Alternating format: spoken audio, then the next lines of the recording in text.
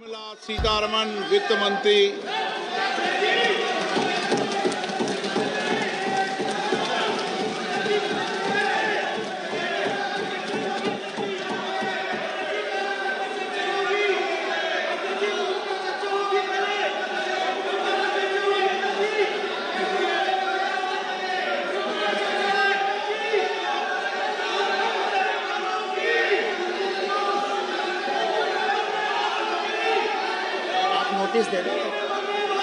सदस्यगण, budget के बाद राज्यपाल अभिभाषण में आपको पर्याप्त अवसर दूंगा। मेरा आपसे निवेदन है, नहीं माननीय अखिलेश जी, आपने संसद की मर्यादा को आप बना के रखें। कभी बजट भाषण के अंदर इस तरीके का नहीं हुआ, ये उचित नहीं है, ये उचित नहीं है। अखिलेश जी प्लीज, मैं आपको मौका दूंगा राज्यपाल अभिभाषण पे, प्लीज। नो, ये तरीका ठीक नहीं है। No,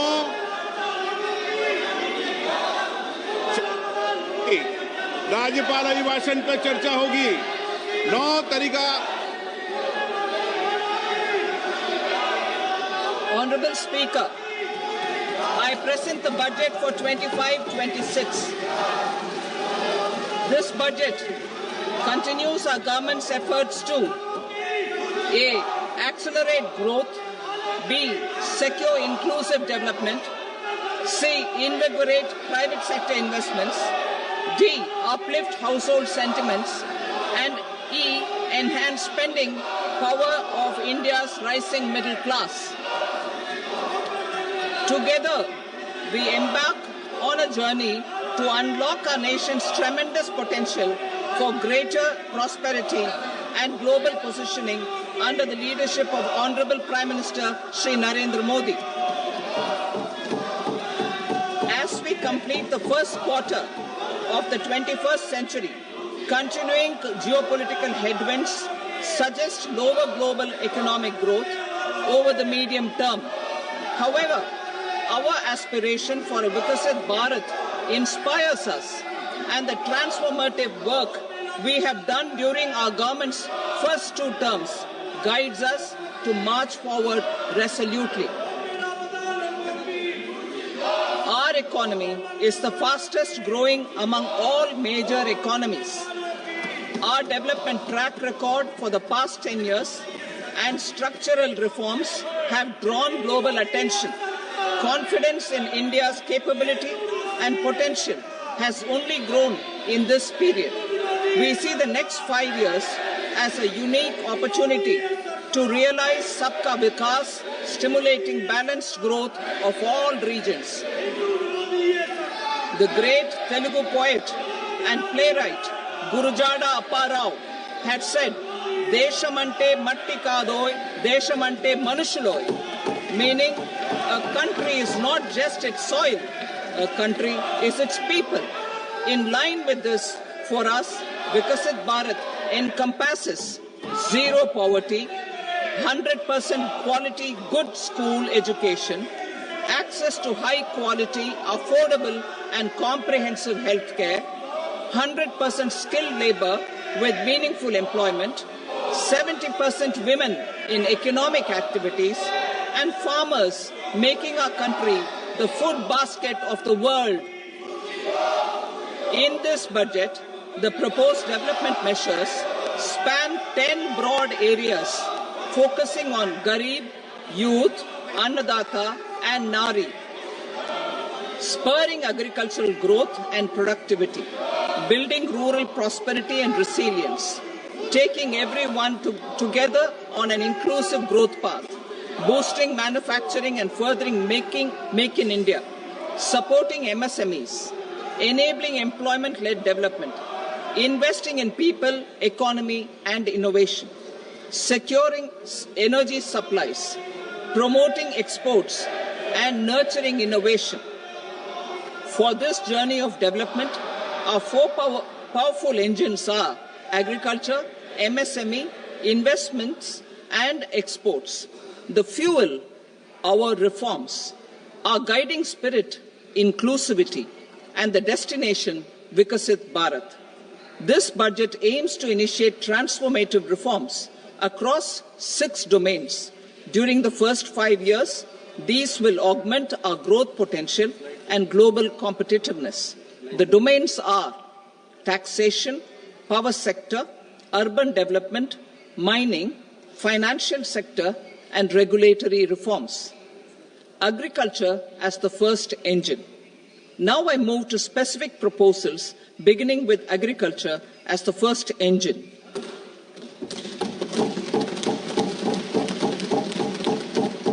Prime Minister Dhan Dhanya Krishi Yojana, Developing Agri-Districts Program. Motivated by the success of the Aspirational District Program, our government will undertake a Prime Minister Dhan Dhanya Krishi Yojana in partnership with states. Through the convergence of existing schemes and specialized measures, the program will cover 100 districts with low productivity, moderate crop intensity, and below average credit parameters. It aims to 1. Enhance agricultural productivity, 2. Adopt crop diversification and sustainable agricultural practices, 3. Augment post-harvest storage at the panchayat and block level, 4. Improve irrigation facilities, and 5. Facilitate availability of long-term and short-term credit.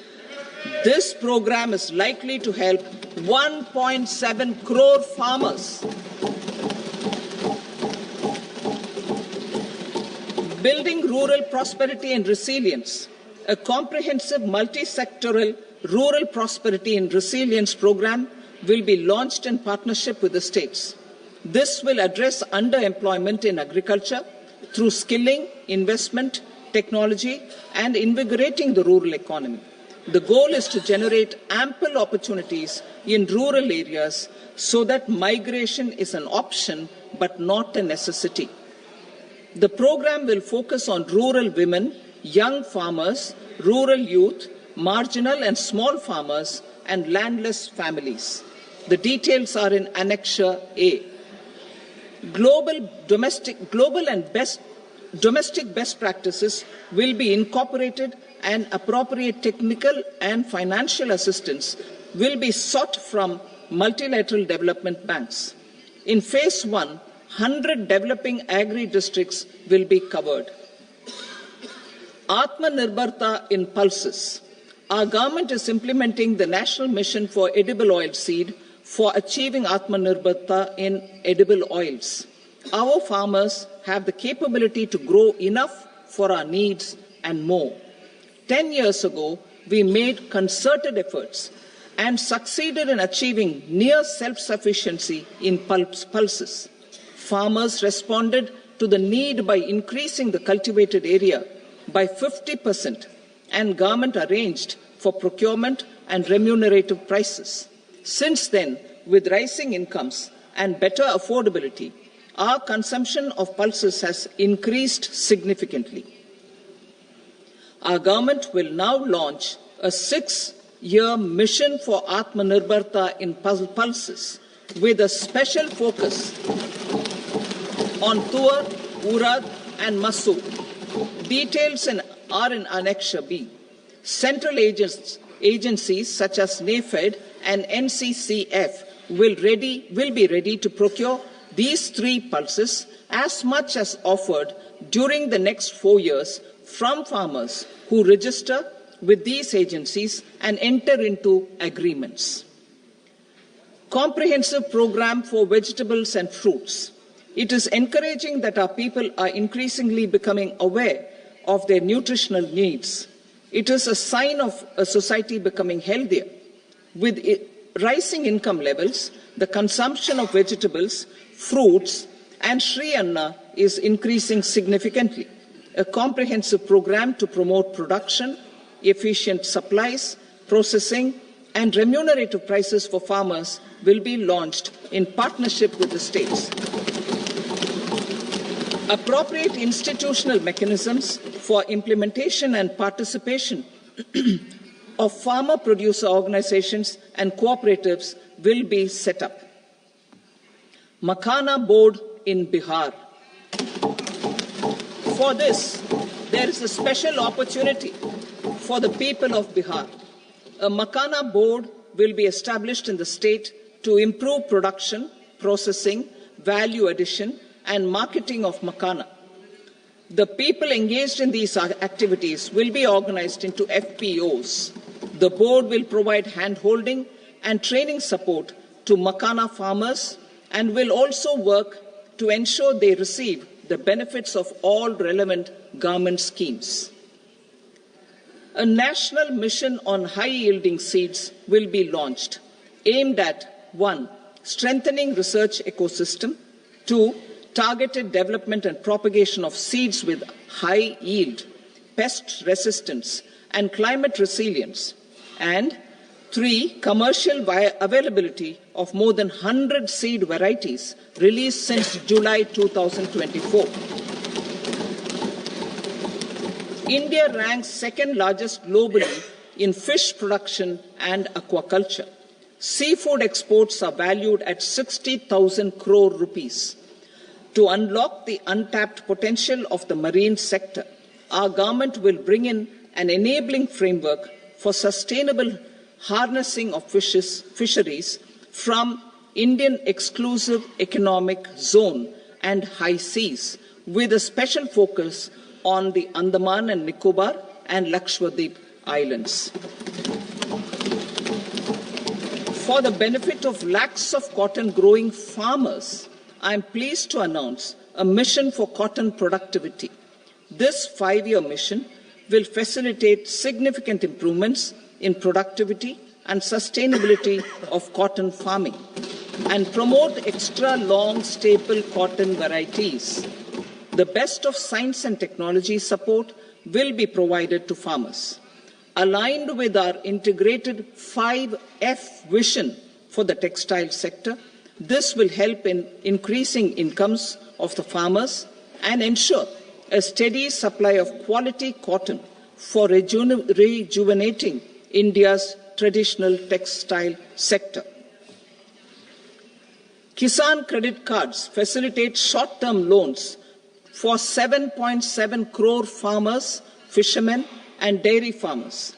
The loan limit under modified interest subvention scheme will be enhanced from 3 lakh rupees to 5 lakh rupees for loans taken through the KCC. For Atmanirbharta in urea production, our government had reopened 3 dormant urea plants in the eastern region. To further augment urea supply, a plant with annual capacity of 12.7 lakh metric tons will be set up at Namrup in Assam.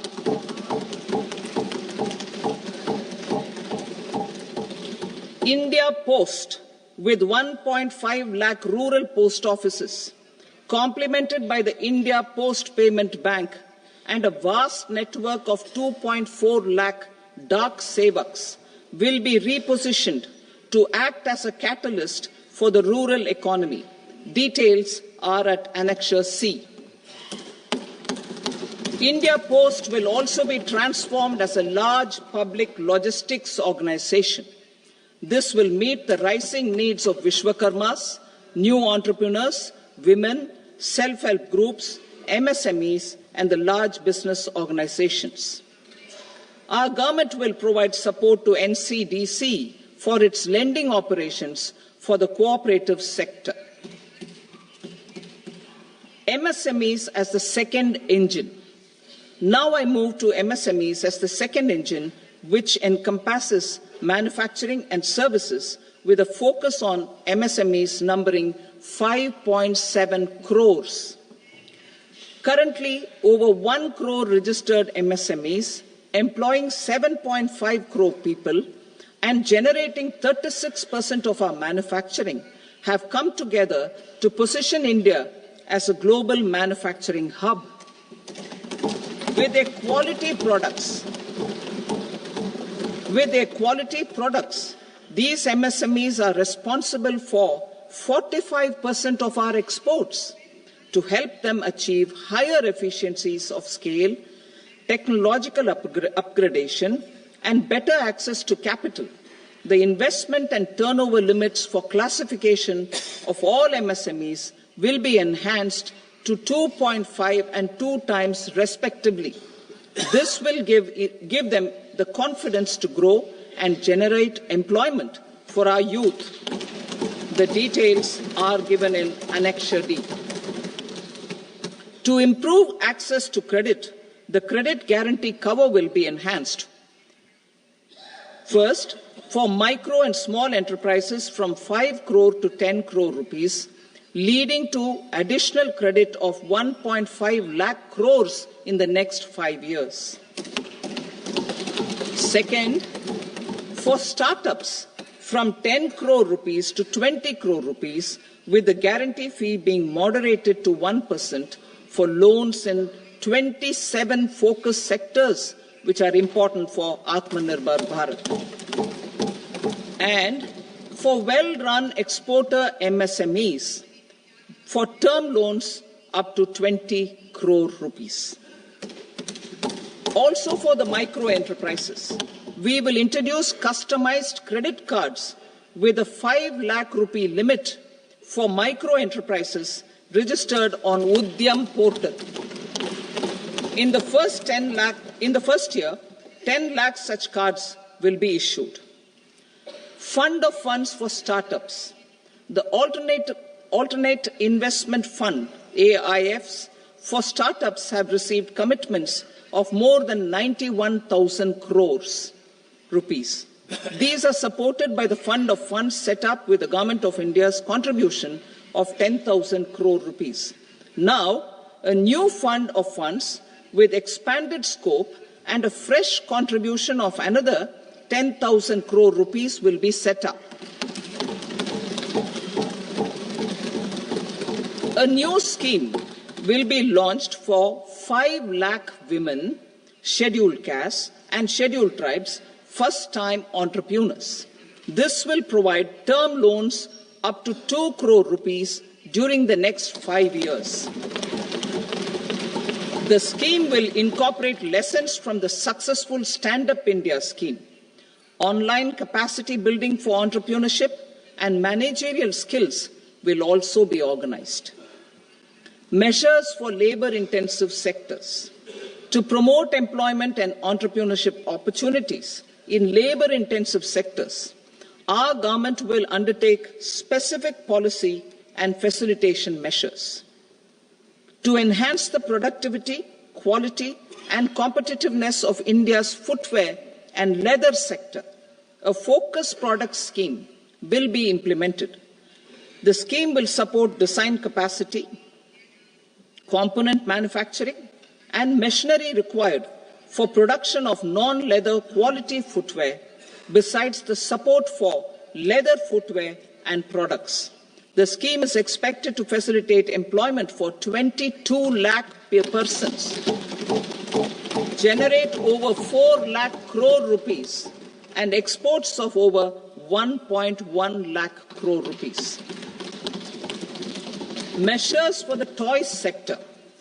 Building on the National Action Plan for Toys, we will implement a scheme to make India a global hub for toys. The scheme will focus on development of clusters, skills, and a manufacturing ecosystem that will create high-quality, unique, innovative, and sustainable toys that will represent the Made in India brand. Support for food processing. In line with our commitment towards Purvodaya, we will establish a National Institute of Food Technology, Entrepreneurship and Management in Bihar. The institute will provide a strong fillip to food processing activities in the entire eastern region. This will result in 1. Enhanced income for the farmers through value addition to their produce, and 2. Skilling entrepreneurship and employment opportunities for the youth. Manufacturing mission, furthering Make in India. Our government will set up a national manufacturing mission covering small, medium and large industries for furthering Make in India by providing policy support, execution roadmaps, governance and monitoring framework for central ministries and states. Details are in Annexure E. Given our commitment to climate-friendly development, the mission will also support clean tech manufacturing. This will aim to improve domestic value addition and build our ecosystem for solar PV cells, EV batteries, motors and controllers, electrolyzers, wind turbines, very high voltage transmission equipment and grid-scale batteries. Investment as the third engine. Now I move to investment as the third engine, which encompasses investing in people, investing in the economy, and investing in innovation. Investing in people.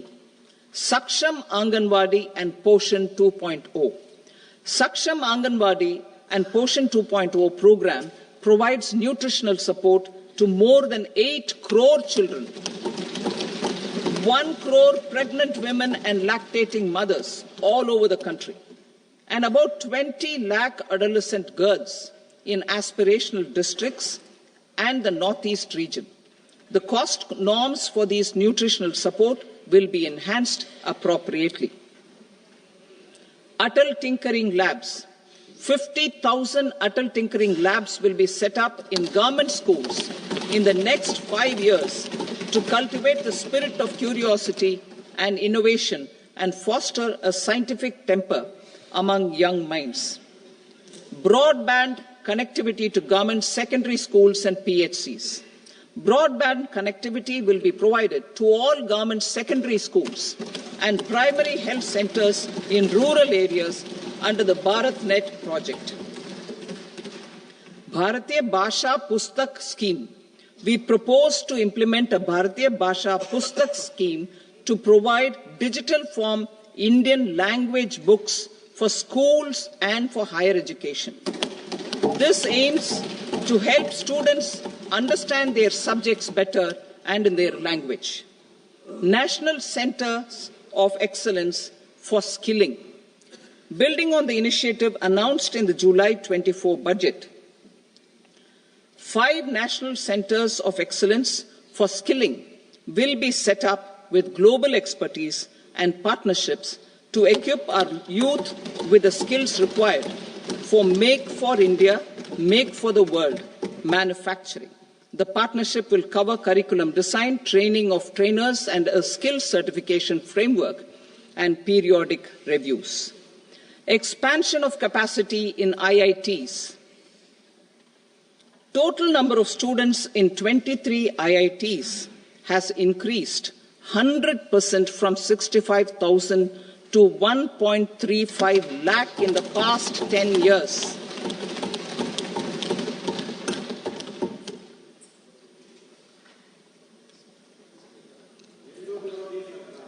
Additional infrastructure will be created in the 5 IITs started after 2014 to facilitate education for 6,500 more students. Hostel and other infrastructure capacity at IIT Patna will also be expanded.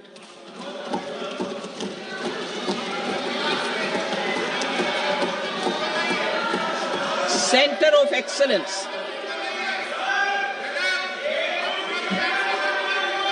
Center of Excellence in AI for Education. I had announced 3 centers of excellence in artificial intelligence for agriculture, health and sustainable cities in 2023. Now a center of excellence in artificial intelligence for education will be set up with a total outlay of 500 crores. Expansion of medical education. Our government has added almost 1.1 lakh undergraduate and postgraduate medical education seats in 10 years, an increase of 130%. In the next year, 10,000 additional seats will be added in medical colleges and hospitals towards the goal of adding 75,000 seats in the next 5 years. Daycare cancer centers in all district hospitals. Our government will facilitate setting up of daycare cancer centers in all district hospitals in the next 3 years. 200 centers will be established in 25-26 itself. Strengthening urban livelihoods. Our government has been giving priority to assisting urban poor and vulnerable groups. A scheme for socio-economic upliftment of urban workers will be implemented to help them improve their incomes, have sustainable livelihoods, and a better quality of life. PM Swanidhi scheme has benefited more than 68 lakh street vendors, giving them respite from high-interest informal sector loans. Building on this success, the scheme will be revamped with enhanced loans from banks, UPI-linked credit cards with 30,000 rupees limit, and capacity building support. Social Security Scheme for welfare of online platform workers. Gig workers of online platforms provide great dynamism to the new age services economy. Recognizing their contribution, our government will arrange for their identity cards and registration on the e-Shram portal. They will be provided healthcare under PM Jan Arogya Yojana. This measure is likely to assist nearly 1 crore gig workers.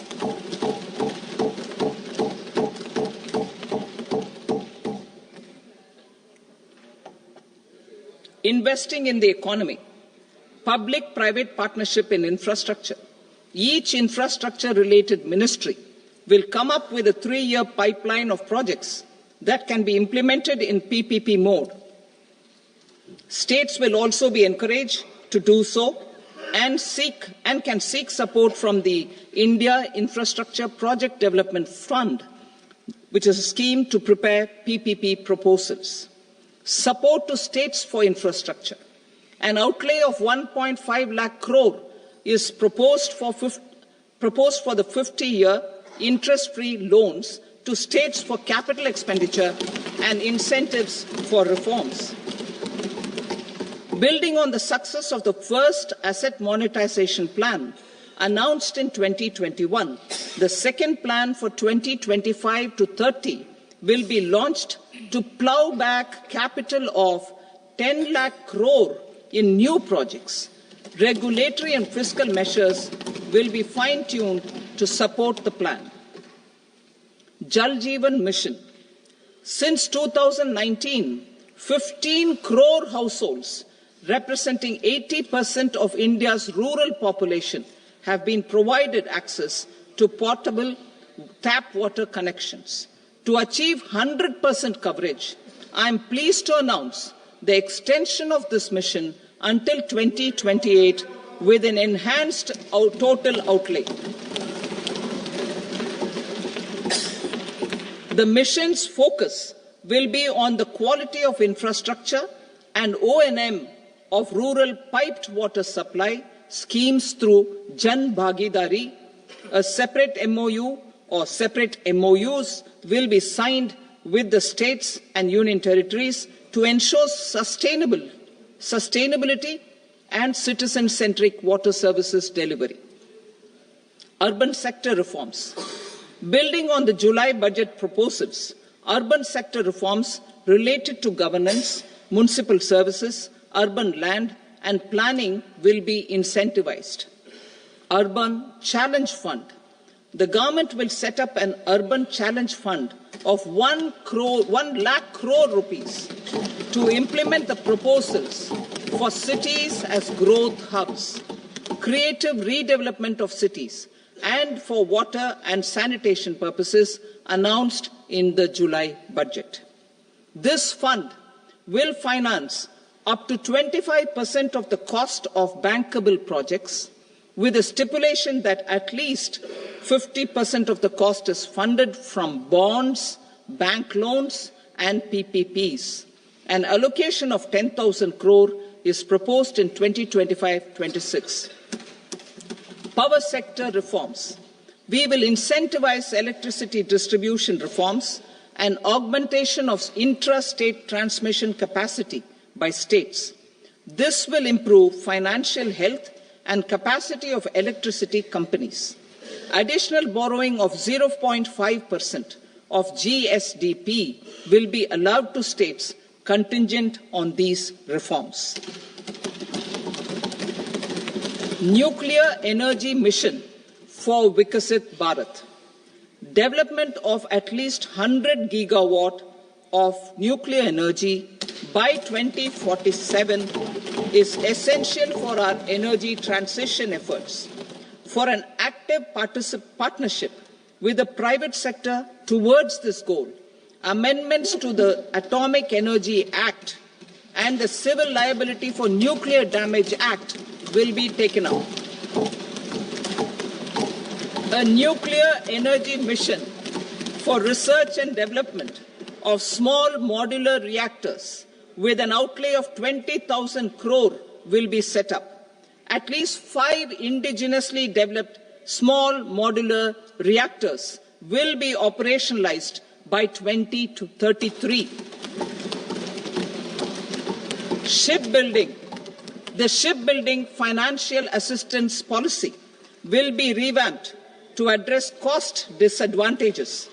This will also include credit notes for shipbreaking in Indian yards to promote the circular economy. Large ships above a specified size will be included in the infrastructure harmonized master list. Shipbuilding clusters will be facilitated to increase the range, categories, and capacity of ships. This will include additional infrastructure, facilities, skilling, and technology to develop the entire ecosystem. Maritime Development Fund. For long-term financing for the maritime industry, a Maritime Development Fund with a corpus of 25,000 crore rupees will be set up. This will be for distributed support and promoting competition. This will have up to 49% contribution by the government, and the balance will be mobilized from ports and from private sector. UDAN regional connectivity schemes. UDAN has enabled 1.5 crore middle-class people to meet their aspirations for speedier travel.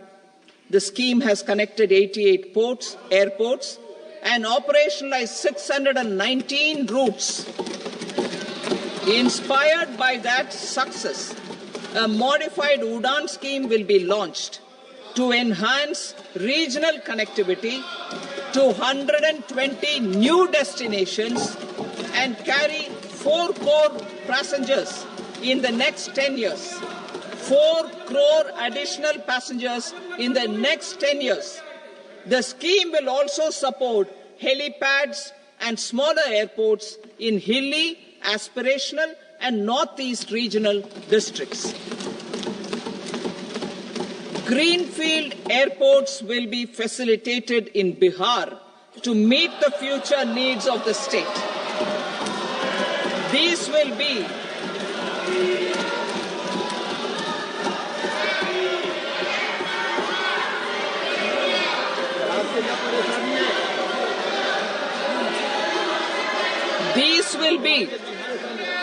These will be in addition to the expansion of the capacity of Patna Airport and a brownfield airport in Beta. Western Kosi Canal project in Mithilanchal. Financial support will be provided for the Western Kosi Canal ERM project, benefiting a large number of farmers, cultivating over 50,000 hectares of land in the Mithilanchal region of Bihar. Mining sector reforms, including those for minor minerals, will be encouraged through sharing of best practices and institutions of a state mining index. A policy for recovery of critical minerals from tailings will be brought out. Under the special window for affordable and mid-income housing, SWAMI, 50,000 dwelling units in stressed housing projects have been completed and keys handed over to home buyers. Another 40,000 units will be completed in 2025, further helping middle-class families who were paying EMIs on loans taken for apartments while also paying rent for their current dwellings. Building on this success, SWAMI Fund 2 will be established as a blended finance facility with contribution from the government, banks and private investors. This fund of 15,000 crore rupees will aim for expeditious completion of another 1 lakh units. PM Gati Shakti data for private sector. For furthering PPPs and assisting the private sector in project planning, access to relevant data and maps from the PM Gati Shakti portal will be provided. Tourism for employment-led growth. Top 50 tourist destination sites in the country will be developed in partnership with states through a challenge mode. Land for building key infrastructure will have to be provided by the states. Hotels in these destinations will be included in the infrastructure harmonized list. The following measures will be taken for facilitating employment-led growth. Organizing intensive skill development programs for our youth, including in institutes of hospitality management. Providing mudra loans for homestays. Improving ease of travel and connectivity to tourist destinations. Providing performance-linked incentives to states for effective destination management, including tourist amenities, cleanliness and marketing efforts, and introducing streamlined e-visa facilities along with visa fee waivers for certain tourist groups. Continuing with the emphasis on places of spiritual and religious significance, in the July budget, there will be a special focus on destinations related to the life and times of Lord Buddha. Medical tourism and heal in India. Medical tourism and heal in India will be promoted in partnership with the private sector, along with capacity building and easier visa norms. Investing in innovation. To implement private sector-driven research, development and innovation initiatives announced in the July budget, I am now allocating 20,000 crore rupees for this purpose. A deep tech fund of funds will also be explored to catalyze the next generation startups as a part of this initiative. Heritage with academic institutions, museums, libraries and private collectors will be undertaken to cover more than 1 crore manuscripts.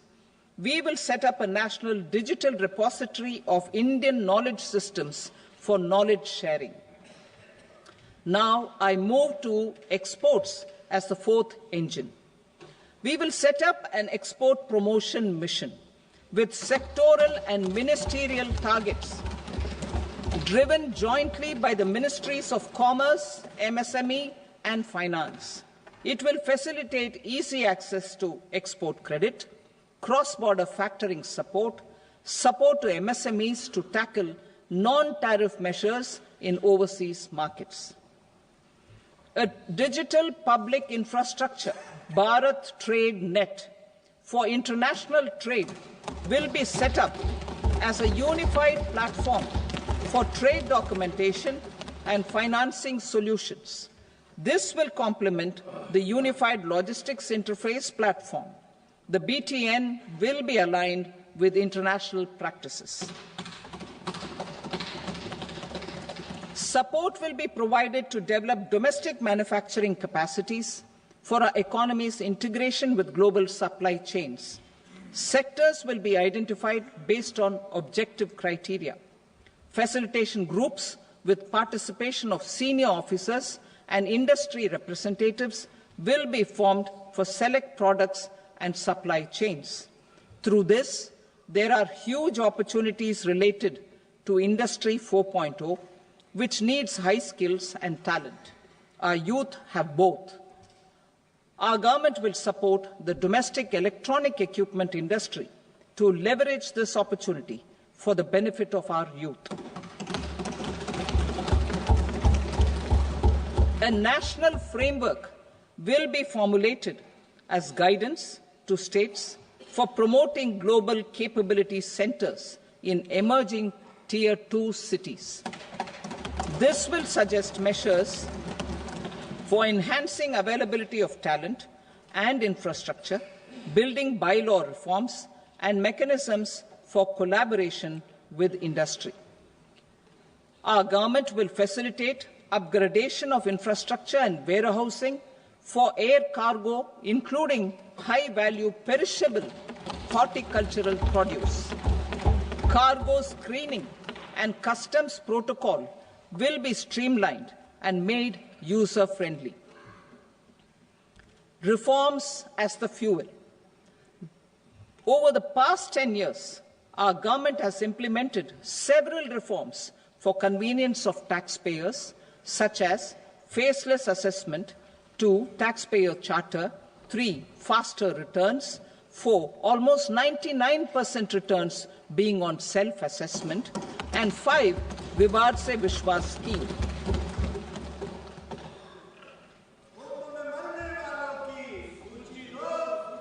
Continuing these efforts, I reaffirm the commitment of the Tax Department to trust first, scrutinize later. I also propose to introduce the new income tax bill next week. I will detail the indirect tax reforms and changes in direct taxes in Part B. Financial sector reforms. The FDI limit for the insurance sector will be raised from 74 to 100%. This enhanced limit will be available for those companies which invest the entire premium in India. The current guardrails and conditionalities associated with foreign investment will be reviewed and simplified. The services of India Post Payment Bank will be deepened and expanded in rural areas. NABFID will set up a partial credit enhancement facility for corporate bonds for infrastructure.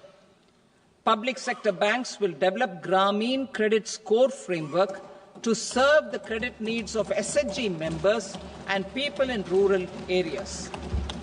A forum for regulatory coordination and development of pension products will be set up.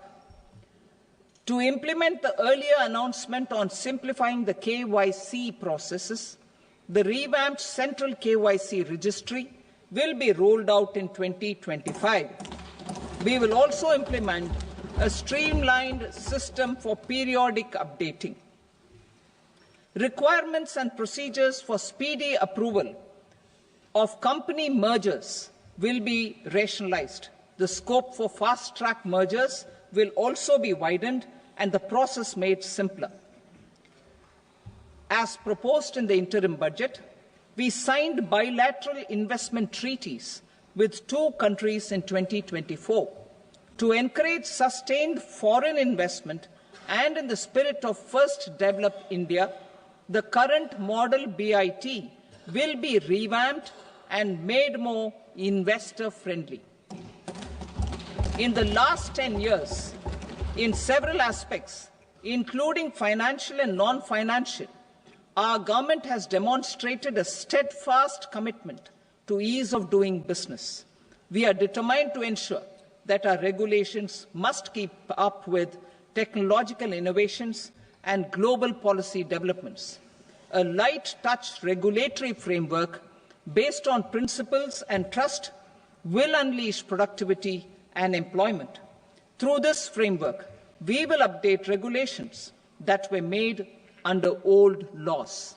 To develop this modern, flexible, people-friendly and trust-based regulatory framework appropriate for the 21st century, I propose 4 specific measures.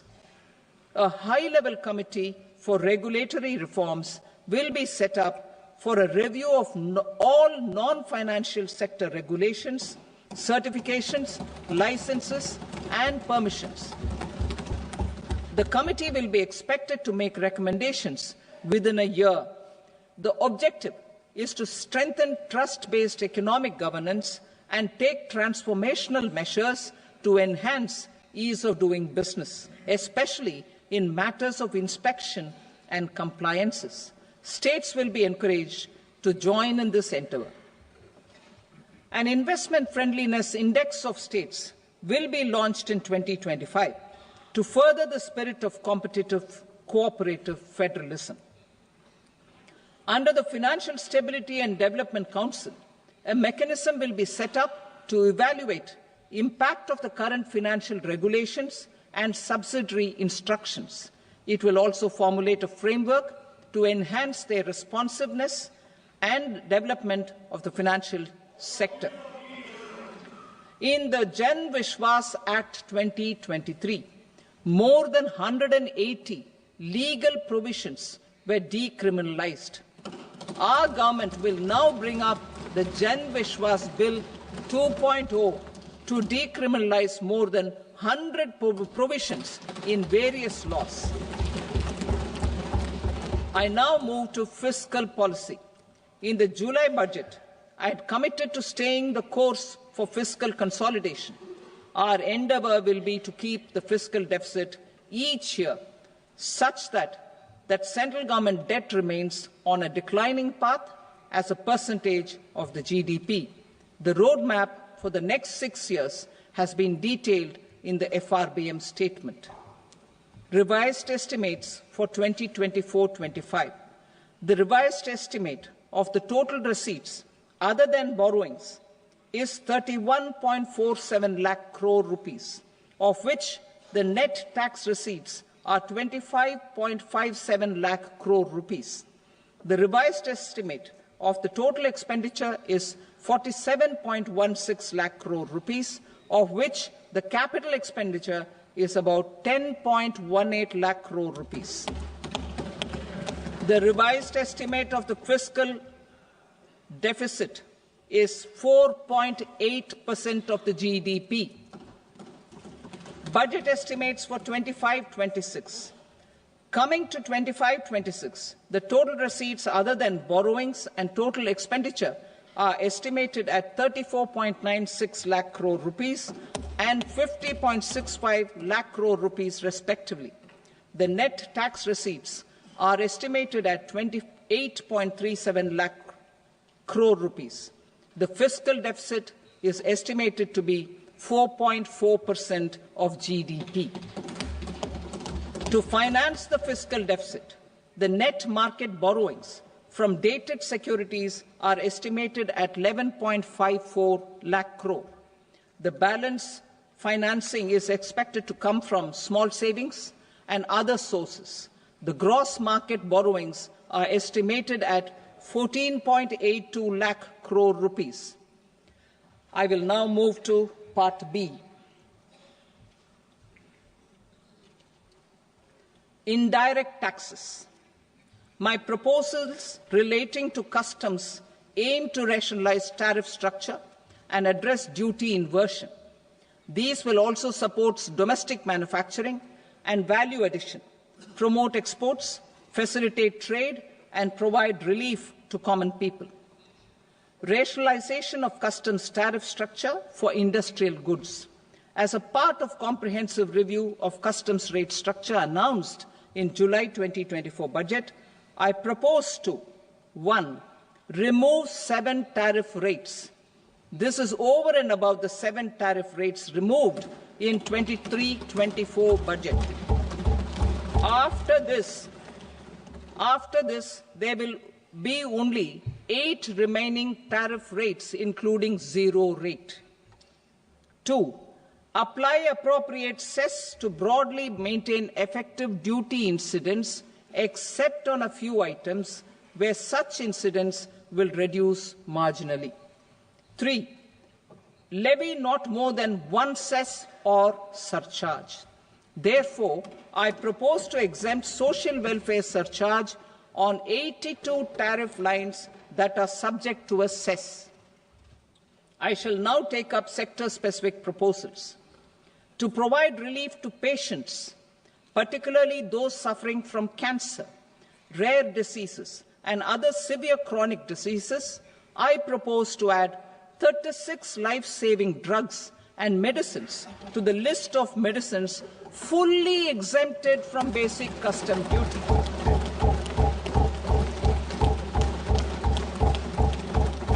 I also propose to add 6 life-saving medicines to the list attracting concessional custom duty of 5%. Full exemption and concessional duty will also respectively apply on the bulk drugs for manufacture of the above. Specified drugs and medicines under patient assistance programs run by the pharmaceutical companies are fully exempt from BCD, provided the medicines are supplied free of cost to the patients. I propose to add 37 more medicines along with 13 new patient assistance programs. Support to domestic manufacturing and value addition. Critical minerals. In the July 2024 budget, I had fully exempted BCD on 25 critical minerals that are not domestically available. I had also reduced BCD of 2 other such minerals to provide a major fillip to their processing, especially by MSMEs. Now, I propose to fully exempt cobalt powder and waste, the scrap of lithium-ion battery, lead, zinc, and 12 more critical minerals. This will help secure their availability for manufacturing in India and promote more jobs for our youth.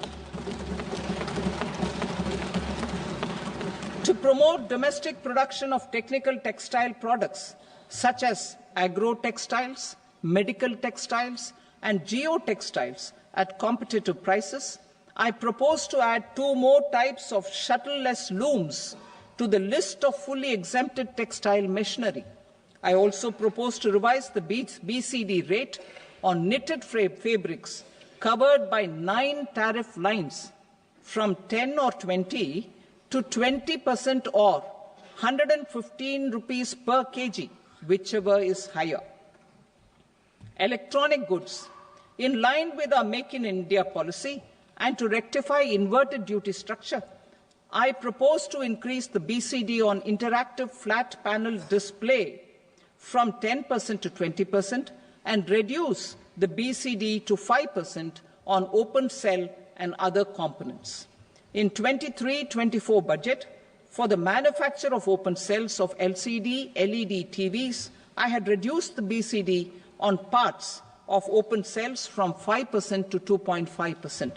To further boost the manufacture of such open cells, the BCD on these parts will now stand exempted. Lithium-ion battery.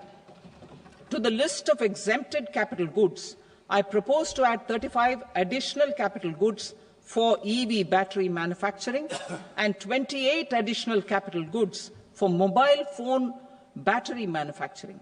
This will boost domestic manufacture of lithium-ion batteries, both for mobile phones and for electric vehicles. Shipping sector. Considering that shipbuilding has a long gestation period, I propose to continue the exemption of BCD on raw materials, components, consumables, or parts for the manufacture of ships for another 10 years.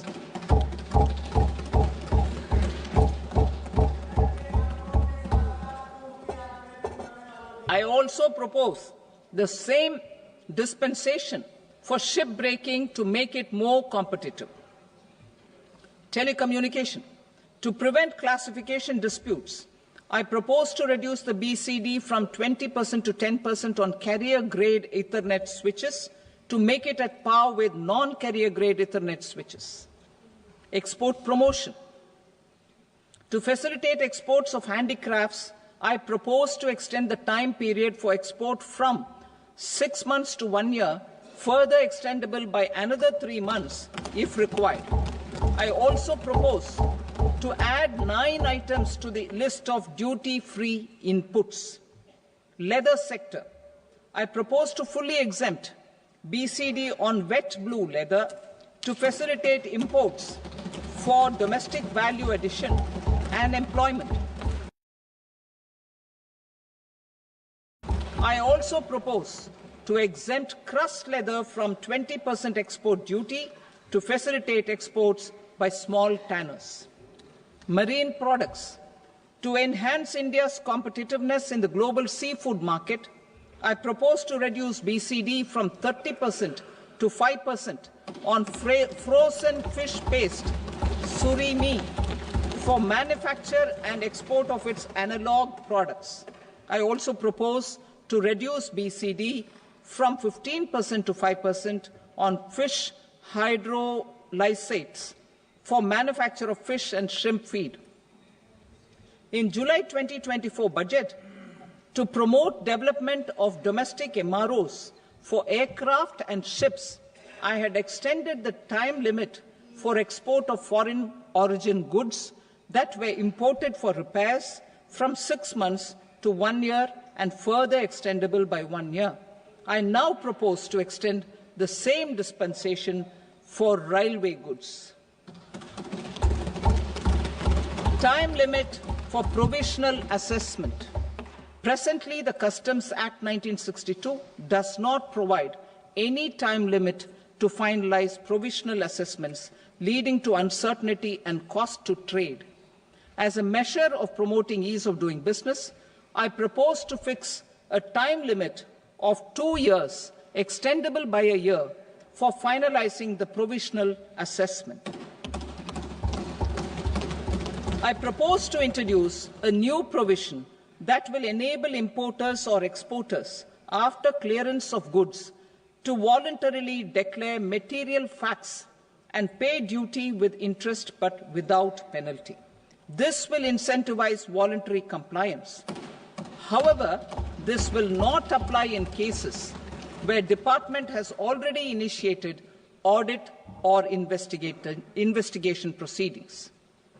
For industry to better plan their imports, I propose to extend the time limit for the end use of imported inputs in the relevant rules from 6 months to 1 year. This will provide operational flexibility in view of cost and uncertainty of supply. Further, such importers will now have to file only quarterly statements instead of a monthly statement.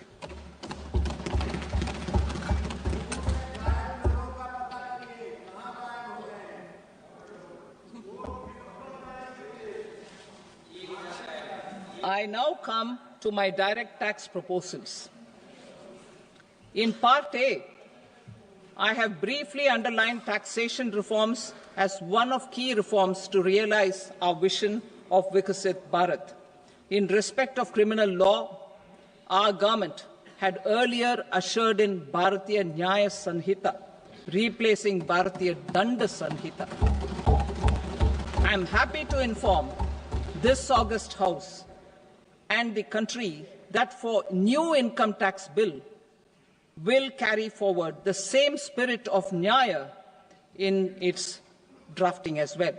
The new bill will be clear and direct in text, with close to half of the present law in terms of both chapters and words.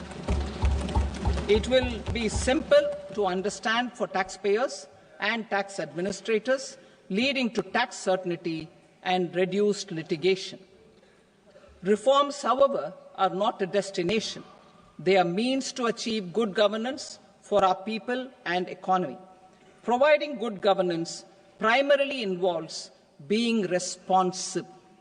The Tirukural captures this in verse 542, which reads, "Vaanokki vaazhum ulagallam, mannavan kol nokki vaazhum kudi," meaning, just as the living beings live expecting rains, citizens live expecting good governance. Our government is committed to keeping an ear to the ground and a finger on the pulse and responding while balancing our national building efforts.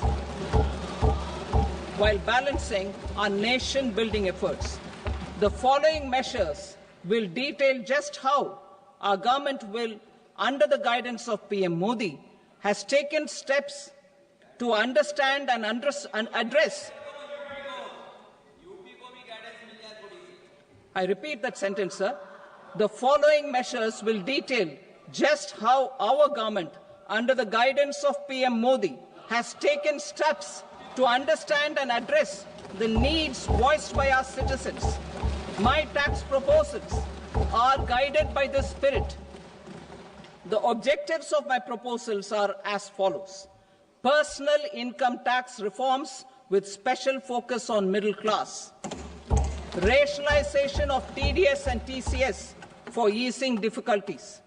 Encouraging voluntary compliance. Reducing compliance burden. Ease of doing business, employment and investment. I will come to my proposal on personal income tax towards the end. TDS and TCS, rationalization for easing difficulties. I propose to rationalize tax deduction at source, TDS, by reducing the number of rates and thresholds above which TDS is deducted. Further, threshold amounts for tax deduction will be increased for better clarity and uniformity. The limit for tax deduction on interest for senior citizens is being doubled from the present 50,000 rupees to 1 lakh rupees. Similarly, the annual limit of 2.40 lakh rupees for TDS on rent is being increased to 6 lakh rupees. This will reduce the number of transactions liable to TDS, thus benefiting small taxpayers receiving small payments. The threshold to collect tax at source, the TCS, on remittances under RBI's liberalized remittance scheme, the LRS, is proposed to be increased from 7 lakh to 10 lakhs. I also propose to remove TCS on remittances for education purposes, where such remittances is out of a loan taken from a specified financial institution. Both TDS and TCS are being applied on any transaction related to sale of goods. To prevent such compliance difficulties, I propose to omit the TCS. I also propose that the provisions of the higher TDS deduction will now apply only in non-PAN cases. In July 2024, the delay for payment of TDS up to the due date of filing statement was decriminalized. I propose to provide the same relaxation to TCS provisions as well. The government under the leadership of Prime Minister Modi believes in Sabka Saath, Sabka Vikas, Sabka Vishwas and Sabka Prayas. In line with this, we brought in updated return facility in 2022 for voluntary compliance by taxpayers who had omitted to report their correct income. Our trust in taxpayers was proved right. Nearly 90 lakh taxpayers voluntarily updated their incomes by paying additional tax. Taking this trust further, I now propose to extend the time limit to file updated returns for any assessment year from the current limit of 2 years to 4 years. I propose to reduce the compliance burden for small charitable trusts and institutions by increasing their period of registration from 5 years to 10 years. It is also proposed that disproportionate consequences do not arise for minor defaults, such as incomplete applications filed by charitable entities. Presently, taxpayers can claim the annual value of self-occupied properties as nil only on the fulfillment of certain conditions. Considering the difficulties faced by taxpayers, it is proposed to allow the benefit of 2 such self-occupied properties without any condition. To streamline the process of transfer pricing and to provide an alternative to yearly examination, I propose to introduce a scheme for determining arm's length price of international transaction for a block period of 3 years. This will be in line with global best practices. With a view to reduce litigation and provide certainty in international taxation, the scope of safe harbor rules is being expanded. A number of senior and very senior citizens have very old national savings schemes accounts. As interest is no longer payable on such accounts, I propose to exempt withdrawals made from NSS by individuals on or after 29th August 2024. I am also proposing to allow similar treatment to NPS Vatsalya accounts as is available to normal NPS accounts subject to overall limits. In my speech in July 2024, I had promised that all processes, including giving effect to appellate orders, shall be digitalized and made paperless over the next 2 years. So I'm happy to announce that digitalization is being made operational now. In July 2024, we brought in the Vivad Se Vishwas scheme to resolve income tax disputes pending in appeal. The scheme has received a great response, with nearly 33,000 taxpayers having availed of the scheme to settle their disputes. I have a few proposals to promote investment and employment. It is proposed to provide a presumptive taxation regime for non-residents who provide services to a resident company that is establishing or operating an electronics manufacturing facility. I further propose to introduce a safe harbor for tax certainty for non-residents who store components for supply to specified electronics manufacturing units. Presently, the tonnage tax scheme is available only to sea-going ships. The benefits of existing tonnage tax scheme are proposed to be extended to inland vessels registered under the Indian Vessels Act 2021 to promote inland water transport in the country. Extension for incorporation of startups. We continue to support the Indian startup ecosystem. I propose to extend the period of incorporation by 5 years to allow the benefit available to startups which are incorporated before 1/4/2030.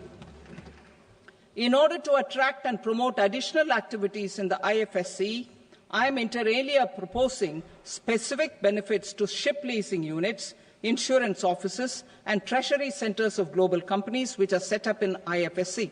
Further, to claim benefits, the cut-off date for commencement in IFSC has also been extended by 5 years to 31/3/2030.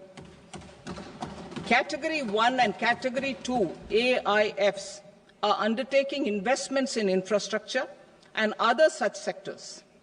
I propose to provide certainty of taxation to these entities on the gains from securities, to promote funding from sovereign wealth funds and pension funds to the infrastructure sector. I propose to extend the date of making an investment by 5 more years up to 31st March 2030.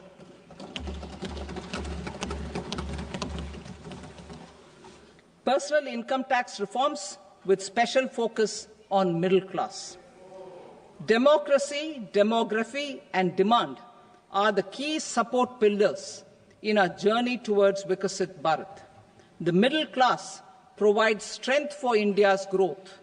This government, under the leadership of Prime Minister Modi, has always believed in the admirable energy and ability of the middle class in nation building. In recognition of their contribution,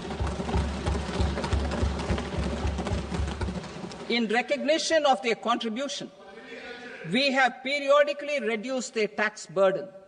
Right after 2014, the nil tax slab was raised to 2.5 lakhs of rupees, which was further raised to 5 lakh rupees in 2019 and to 7 lakh rupees in 2023. This is reflective of our government's trust on the middle class taxpayers. I am now happy to announce that there will be no income tax payable up to income of 12 lakh rupees.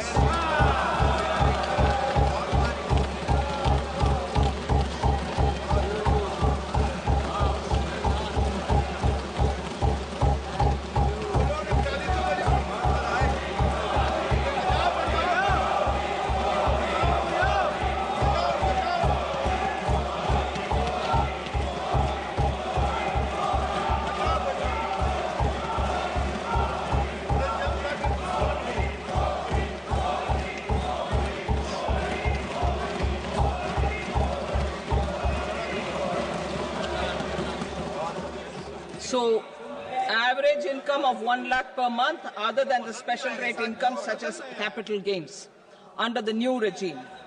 This limit will be 12.75 lakh for salaried taxpayers due to the standard deduction of 75,000. Slabs and rates are being changed across the board to benefit all taxpayers. The new structure will substantially reduce the taxes of the middle class and leave more money in their hands, boosting household consumption, savings, and investment. In the new tax regime, I propose to revise tax rate structures as follows: 0 to 4 lakh rupees nil, 4.8 lakh rupees to 4 to 8 lakh rupees 5%, 8 to 12 lakh rupees 10%, 12 to 16 lakh rupees 15%, 16 to 20 lakh rupees 20%, 20 to 24 lakh rupees 25%, and above 24 lakh rupees 30%. To taxpayers up to 12 lakh of normal income, other than special rate income such as capital gains. I read that again.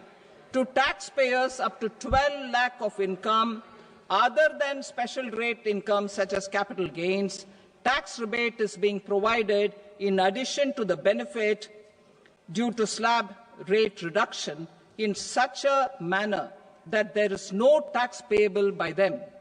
The total tax benefit of slab rate changes and rebate at different income levels can be illustrated with a few examples.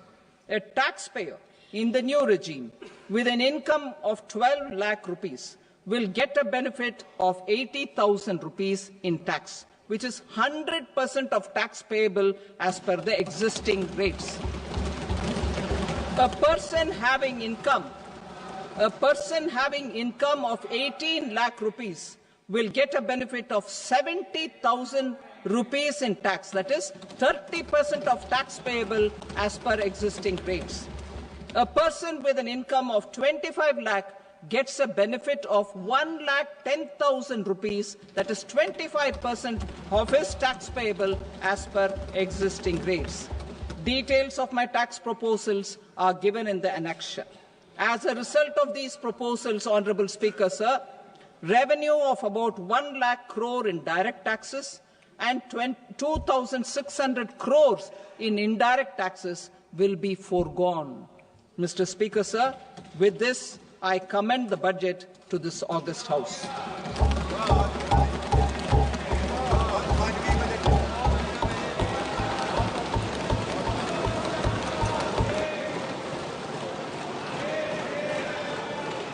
Item number 2 Shrimati Nirmala Sitharaman.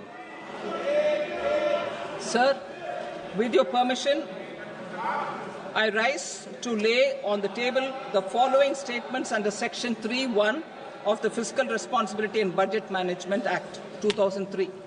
Medium-term fiscal policy cum fiscal policy strategy statement and macroeconomic framework statement. Item number 3 Shrimati Nirmala Sitharaman. Sir, with your permission, I rise to move for leave to introduce the Finance Bill 2025. प्रश्न ये है कि विधेयक को पुनर्स्थापित करने की अनुमति प्रदान की जाए। जो सदस्य इसके पक्ष में हाँ कहें, जो सदस्य विरोध में ना कहें। मेरे विचार में निर्णय हाँ वालों के पक्ष में हुआ। हाँ वालों के पक्ष में अनुमति प्रदान की जाती है। माननीय मंत्री जी, अब विधेयक को पुनर्स्थापित करें। Sir, I introduce the bill. Thank you.